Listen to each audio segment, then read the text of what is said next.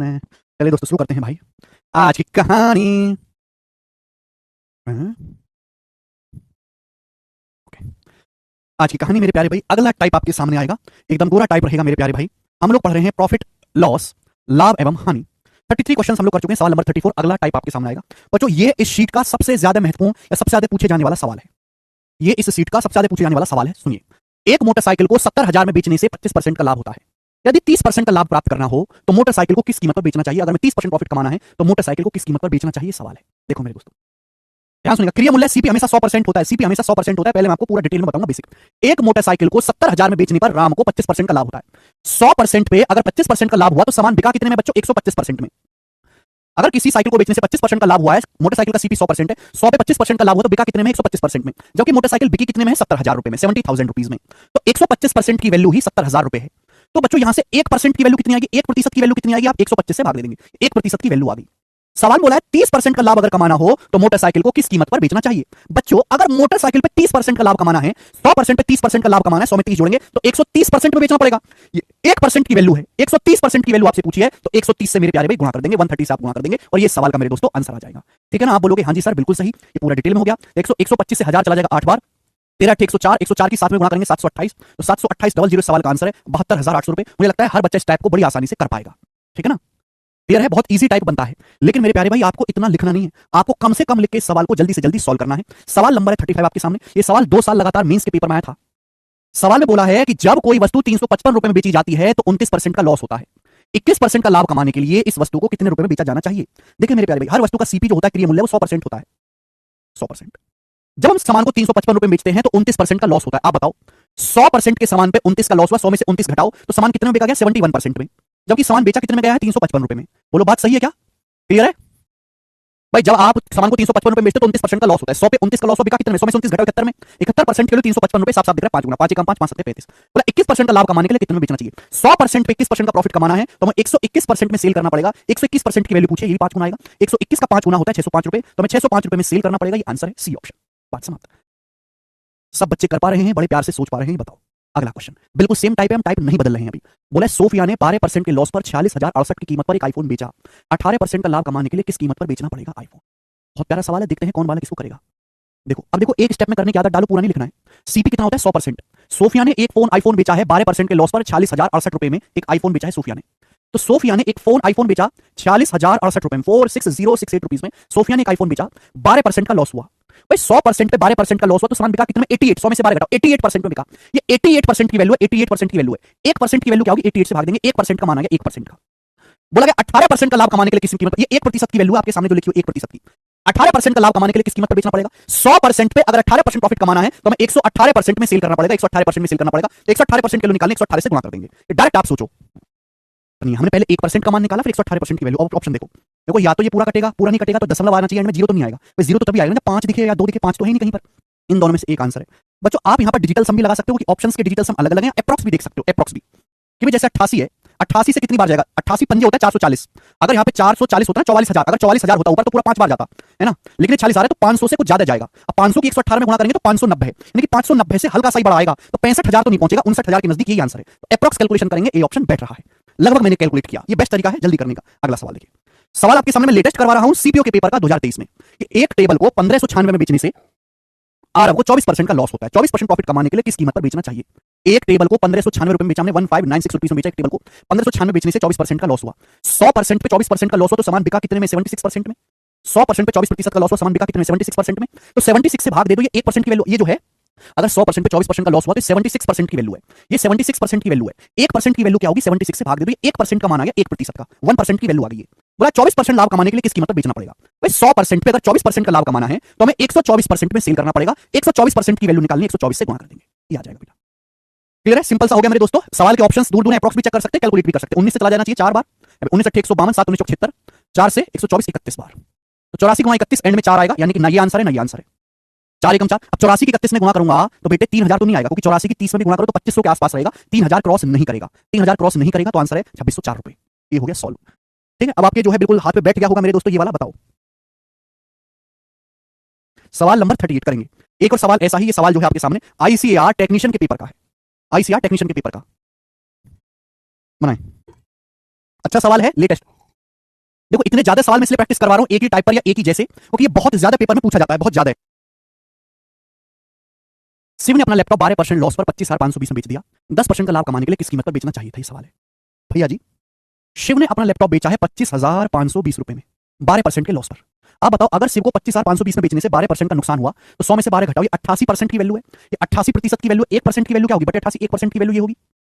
1% कमाना गया, 10% का लाभ कमाने के लिए किस कीमत पर बेचना पड़ेगा, 10% का लाभ कमाने के लिए 110% पर बेचना पड़ेगा, तो 110 से गुणा कर देंगे, 110% के लिए निकाले 110 गुणा। कुछ बच्चे क्या करते हैं कि 10% का लाभ कमाना है तो 110% में बिकेगा, 11 का मल्टीपल चेक कर लो सीधा, ऐसे नहीं करना, क्योंकि आप अगर यहाँ पे देखोगे डाटा ऐसा सेट किया गया कि 11 से तो कट गया, ये 11 तो कट गया, 22 से 22 पंजे 110, 22 चौका 108, तो कट लिया मेरे प्यारे भाई, ठीक है ना।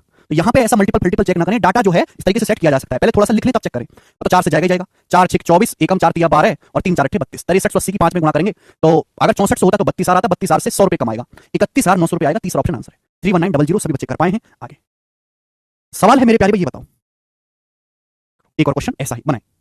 दशमलव को देखकर डरना नहीं कि एक आदमी एक पंखे को 557.75 में बेचता है, 15% का लाभ प्राप्त करता है। 20% का लाभ प्राप्त करने के लिए पंखे को किस कीमत पर बेचना होगा। देखो मैं आपको एक तरीका और सिखाता हूं सोचने का। डेसिमल में दिख रहा है ना, कैलकुलेशन बहुत ज्यादा है इस सवाल में, आप कैलकुलेट करने लगोगे it will take lot of time. CP क्या होता है 100%। बोला एक आदमी जब एक पंखे को 557.75 में बेचता है तो 15% का लाभ होता है। 100% पे 15% का लाभ हुआ तो सामान बिका कितने में, 115% में बिका। 115% की जो वैल्यू है 557.75 रुपए आपको दी है, इसकी वैल्यू दी है, आपको 115% की वैल्यू दी है। 100% में 15% का लाभ हुआ, सामान बिका 115% में बिका है 557.75 रुपए में। बोला 20% का लाभ कमाने के लिए किस कीमत पर बेचना पड़ेगा। 100% में 20% का लाभ कमाना है तो 120% की वैल्यू आपसे पूछिए। देखो बच्चों नॉर्मली स्टूडेंट क्या करते हैं कि पहले 1% का मान निकालेंगे, फिर 120 से गुणा करके 120% की वैल्यू निकालेंगे। अब इस साल का ऑप्शन देखो काफी फर्क है भैया, 10 रुपए का तो फर्क दिख ही रहा है, तो मैं अप्रॉक्स करूंगा। 115% की वैल्यू पता है, 120% की वैल्यू पूछिए। 115 में क्या जोड़ेंगे, 120 आ जाए 5%। अगर मैं 5% की वैल्यू निकाल लूं, 5% और इनको जोड़ दूं तो डायरेक्ट 120% आ जाएगा। बोलो डायरेक्ट आ जाएगा। तो मेरा दिमाग यही चला, मैं अप्रॉक्स करूंगा इस साल को, एग्जैक्ट करूंगा नहीं कि मैं 115% दिया है, 5% की वैल्यू और निकालनी है। अब 115 से 5 कैसे आएगा, 23 से भाग दे दो। तो 115 को 23 से भाग दोगे 5 आएगा, तो यहां 23 से भाग देंगे, 23 से भाग देंगे कितना आएगा, तो 23 दूनी 46, 23 दूनी 46 मेरे दोस्तों कितना बचेगा, 40 के बाद बच जाएगा 9, 9 7, तो 23 चौका 92, अप्रॉक्स 24 रुपए के आसपास आएगा, लगभग 24 रुपए आएगा, ये लगभग 24 रुपए आएगा मेरे दोस्तों।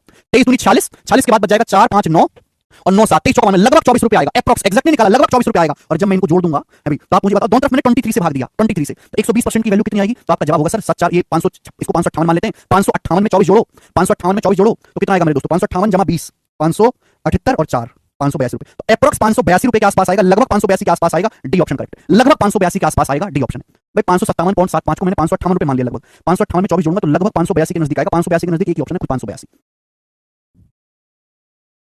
ये तरीका है, मैंने कोई 1% का मान नहीं निकाला, मैंने कोई एग्जैक्ट कैलकुलेशन करी नहीं, मैंने अप्रॉक्स मारा, तो सवाल के डाटा के हिसाब से मैं अपने कैलकुलेशन का तरीका बदल लूंगा। यही होती है कैलकुलेशन की ट्रिक्स है भाई, अलग से थोड़ा सिखाई जाती है, सवालों में सीखता बेटा, धीरे धीरे आपको पता चलेगा। करो सवाल नंबर 40 करेंगे अगला सवाल। एक और सवाल है आपके सामने, टाइप सेम ही है, सीटीएसएल टीयर 1 के पेपर का। सीटीएसएल टीयर 1 2022 का बोला पारस को 960 रुपए में सामान बेचने से 33.33% का लाभ होता है। बोला 20% का लाभ कमाने के लिए माल किस मूल्य पर बेचना पड़ेगा। देखो यहाँ ऐसा डाटा है, पारस को 960 रुपए में सामान बेचने से 33.33% का लाभ होता है। 33.33% होता है 1/3, 33.33% की वैल्यू होती है 1/3, यानी कि अगर किसी वस्तु का सीपी 3 है, किसी वस्तु का सीपी 3 है तो 3 का 33.33% ही 1 के बराबर है। अगर किसी वस्तु का सीपी 3 है तो 3 पे 1 यूनिट का लाभ होता है, तो सामान बिकता कितने में, 4 यूनिट में। 4 की वैल्यू 960 रुपए है, 240 गुना, तो सीपी है 3 यूनिट, 3 की वैल्यू भी 240 गुना आएगी 720 रुपए। सीपी भी दे दो 3 का 240 गुना 720 रुपए, तो क्रिया मूल्य 720 रुपए आ गया। बोला है 20% का लाभ कमाने के लिए किस कीमत पर बेचना चाहिए। तो बेटा सबसे पहले यहाँ से भाई सीपी अगर 3 है तो 3 पे 1 यूनिट का लाभ हो, सामान बिका 4 यूनिट में, 4 की वैल्यू 960 है, 3 की वैल्यू 720, सीपी आ गया। अगर 720 पे 20% का लाभ कमाना है तो कितने बेचना पड़ेगा, 720 का 100% में 20% का लाभ कमाना है तो 120%, 720 का 120% यानी कि 720 के 1.2 टाइम्स में बेचना पड़ेगा भाई। 100% में 20% का लाभ कमाना है तो 120% में सेल करना पड़ेगा। 120% को क्या बोलते हैं, 1.2 कितना आएगा, 700 की 1.2 में गुणा 840 और 20 की 1.2 में गुणा 24, 840 में 24 जोड़ेंगे 864 रुपए। इस सवाल का आंसर है डी ऑप्शन। कर पाओगे आकांक्षा केसरी, तो ऑप्शन दूर हमने अप्रॉक्स कैलकुलेशन कर ली, ये बताएंगे अगला। एक और सवाल ऐसा ही मुझे करके बताओ, मैं नहीं बताऊंगा। Tell me the answer, tell me. 2580% की वैल्यू दी है, 70% की वैल्यू पूछी है, 80% की वैल्यू दी है, 70% की वैल्यू पूछे, 7 का मल्टीपल, बोला किस दाम पर बेचना चाहिए, 30% का लाभ, 70, 7 का मल्टीपल आएगा। अब 2107 से कटता है, ये नंबर 7 से कट रहा है भाई, ये नंबर 7 से कट रहा है, 7 एकम 7, ये नंबर 7 से नहीं कट रहा, ये वाला नंबर 7 से कट रहा है, डी आंसर होगा 87.5, डी ऑप्शन का उत्तर है सीधा 7 का मल्टीपल। मैंने कैसे इतना जल्दी चेक किया, मैंने चेक किया कि ये 2100 प्लस 87.5 है, अब 2107 से कटता है। अगर किसी सामान को 30% के लॉस पे बेचोगे तो 70% बिकेगा, नीचे तो 7 आएगा नहीं। अब ये नंबर 7 का मल्टीपल होता है कैसे, क्योंकि मुझे पता है 125 का 7 गुना है 875, यानी कि पूरी संख्या 7 का मल्टीपल है। जब ये संख्या 7 से कट रही है तो ये तो कटी नहीं कटेगी, ये बिल्कुल अलग है, इससे 20 का फर्क है, 10 कम है, ये 10 ज्यादा है, ये कट ही नहीं पाएगा, ये एक ही नंबर कटेगा। मैंने ऐसे चेक किया, मैंने कोई 7 का डिविजिबिलिटी रूल नहीं लगाया। तो बेटा ये चीज केवल प्रैक्टिस से सीखी जा सकती है, केवल प्रैक्टिस से। आप कैलकुलेशन की जीवन भर क्लास करते रहो, जिंदगी में कभी कैलकुलेशन मजबूत नहीं होगी नंबर्स के साथ, जब तक आप खेलना नहीं सीखोगे। आगे चलेंगे, अगला टाइप, बेटा अगला टाइप आ चुका है आपके सामने। इस टाइप पर मैं आपको यहां पर कितने 2 प्रश्न करवाऊंगा, ठीक है ना। चलो 2 सवाल तो दिख रहे हैं मुझे इस टाइप पर कम से कम। इस टाइप पर बच्चों मैं आपको 2 प्रश्न करवाऊंगा। क्लियर है? आप बोलोगे हाँ जी सर बिल्कुल सही, ठीक है ना। सॉल्व श्रेयसी मैंने 10 सवाल बता दिया, अभी सॉल्व करेंगे कैसे तो कोई फायदा नहीं तुम्हारा पढ़ने का। अगला टाइप बोला किसी वस्तु, देखो इस टाइप में कुछ भी प्रॉब्लम नहीं है, बस यहाँ पे बेस सेलिंग प्राइस ना होके बेस कॉस्ट प्राइस ना होकर बेस सेलिंग प्राइस है। सवाल पढ़े, सवाल ये है किसी वस्तु को 7200 रुपए में बेचने से एक आदमी को उस वस्तु के सेलिंग प्राइस पर 36.66% का लॉस होता है। किसी सामान को 7200 में बेचने से सेलिंग प्राइस पर, विक्रय मूल्य पर 36.66% का लॉस होता है। बोला कॉस्ट प्राइस पर 25% का लाभ कमाने के लिए किस मूल्य पर बेचना चाहिए। तो इस सवाल को सॉल्व करने के लिए पहले आपको वस्तु का सीपी निकालना होगा। किसी सामान को 7200 में बेचने से सेलिंग प्राइस का 36.66% लॉस होता है। 36.66% की फ्रैक्शन वैल्यू क्या है बेटा? 36.66% का मतलब है 30% प्लस 6.66%। 30% होता है 3/10, 6.66% होता है 1/15। ये आपको आना चाहिए बेटा, ब्रेक करके निकलेगी फ्रैक्शन वैल्यू। 10 15 कैल्शियम 30, 10 या 30 3 15 दूनी 30, ये आ जाएगा 11, 11/30। तो 36.66% की फ्रैक्शन वैल्यू 11/30 है। बोला किसी सामान को 7200 रुपए में बेचने से सेलिंग प्राइस का 36.66% लॉस होता है। यानी कि अगर किसी वस्तु का सेलिंग प्राइस 30 है, अगर वस्तु का सेलिंग प्राइस 30 है तो 30 का 36.66% बराबर 11, 30 का 36.66% बराबर 11, तो सामान पे 11 का लॉस है। अगर किसी वस्तु का सेलिंग प्राइस 30 है, किसी सामान को हम 30 में बेचते हैं तो हमको 11 का लॉस होता है। तो आप बताओ उस वस्तु का सीपी यानी कि क्रिय मूल्य क्या होगा? सीपी कितना होगा? आप किसी सामान को 30 रुपए में बेचते हो, ये मैंने पेन 30 रुपए में बेचा, मुझे 11 का नुकसान हो गया, तो पेन मैंने 30 जमा 11 41 में खरीदा होगा, सीपी 41 होगा। 41 पे 11 माइनस करोगे तभी तो सेलिंग प्राइस 30 आएगा। आप बोलोगे हाँ सर हमने सामान को बेचा कितना? 7200 रुपए में, तो 30 यूनिट की वैल्यू 7200 रुपए, कितने गुना? 30 की वैल्यू 7200 रुपए है, तो आप कहोगे सर 240 गुना, 24 72 240 टाइम्स 240 गुना। तो कॉस्ट प्राइस भी 41 का 240 गुना आएगा, कॉस्ट प्राइस भी 41 का 240 गुना आएगा। ये वस्तु का सीपी आ गया। क्या आ गया बेटे? वस्तु का सीपी आ गया, क्रिय मूल्य। लेकिन यहां पर भी एक सवाल आगे और बढ़ा दिया। क्या बढ़ा दिया? कि कॉस्ट प्राइस पर 25% लाभ कमाने के लिए किस कीमत पर बेचना चाहिए? सीपी पर 25% लाभ कमाने के लिए किस कीमत पर बेचना चाहिए? 25% का मतलब होता है 1/4। अगर हमको कॉस्ट प्राइस पर 1/4 प्रॉफिट कमाना है, 1/4 प्रॉफिट कमाना है, तो कॉस्ट प्राइस के 5/4 गुना में बेचना चाहिए। मेरे प्यारे दोस्तों अगर हमें सीपी पर 1/4 प्रॉफिट कमाना है तो मल्टीप्लाइंग फैक्टर कितना आएगा? 1 + 1/4 5/4। हमें कॉस्ट प्राइस के 5/4 गुना में बेचना पड़ेगा। 5/4 से गुना कर दो, 4 से 240 जाएगा 60 बार, 60 गुना 5 300, 300 की 41 में गुना करेंगे तो 123 का 00, 3 कम 3 312, 12,300 रुपए में बेचना पड़ेगा। सवाल का आंसर आएगा यहां से डी ऑप्शन, डी करेक्ट है। बहुत प्यारा सवाल है।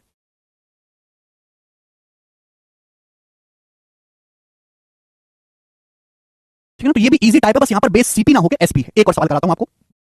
43 तो बीच में गलत डल गई, बत करो पहले 44 बताओ पहले। ये जो सवाल आपके सामने यहां पर स्क्रीन पर है, ये सवाल मेंस 2021 के पेपर में आया है, सीजीएल में, सीजीएल मेंस 2021 के पेपर में, ठीक है ना।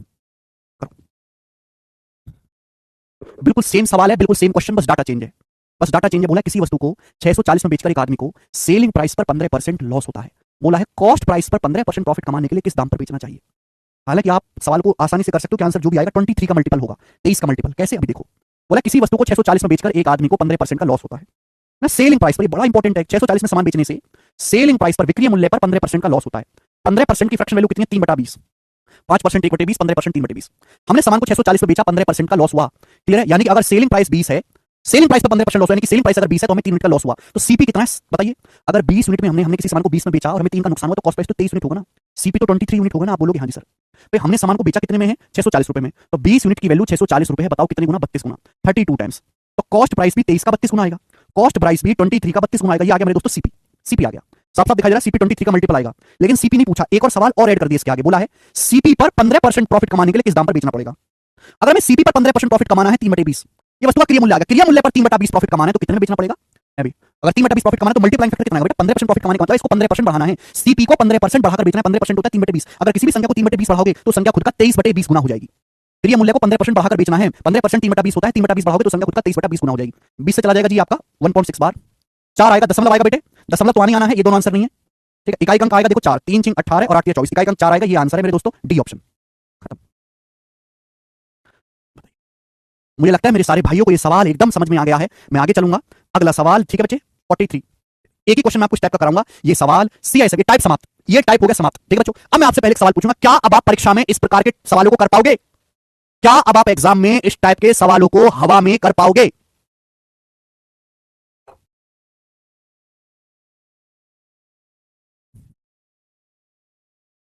बहुत इंपॉर्टेंट टाइप है। अगर 40 शिफ्टों में आपका पेपर होगा ऑनलाइन तो हर तीसरी शिफ्ट में इस पर सवाल आता है, हर तीसरी शिफ्ट में ऐसा सवाल आता है। इतना इंपॉर्टेंट है, कर लेंगे। क्योंकि अगर कोई बालक इतनी प्रैक्टिस के बाद भी नहीं सीख रहा तो कुछ सीखने लायक है ही नहीं। देखो कितने सवाल कराए मैंने आपको, अलग अलग एग्जाम के, अलग अलग कैलकुलेशन लेवल के, 1 2 3 4 5 6, काफी सारे सवाल मैंने आपको कराए। ठीक है, नेक्स्ट अगला क्वेश्चन। अनुज ने 8% जीएसटी सहित 7,071.84 रुपए का एक पर्स खरीदा। यदि जीएसटी बढ़ाकर 10% हो जाए तो नया सेलिंग प्राइस ज्ञात कीजिए। देखो जीएसटी होता है टैक्स, जीएसटी क्या होता है? टैक्स। अनुज ने एक पर्स खरीदा 7,071.84 रुपए में और उस पर्स पे 8% जीएसटी लगा है। जीएसटी का मतलब मेरे दोस्तों कि जैसे अगर किसी पर्स का कॉस्ट प्राइस 100% है अगर क्रय मूल्य 100% है तो हमें 100% पे 8% टैक्स देना है, जीएसटी देना है। 100% पे 8% टैक्स देना है तो इसका मतलब हमको पर्स खरीदने के लिए कितना पैसा पे करना पड़ेगा? 108%।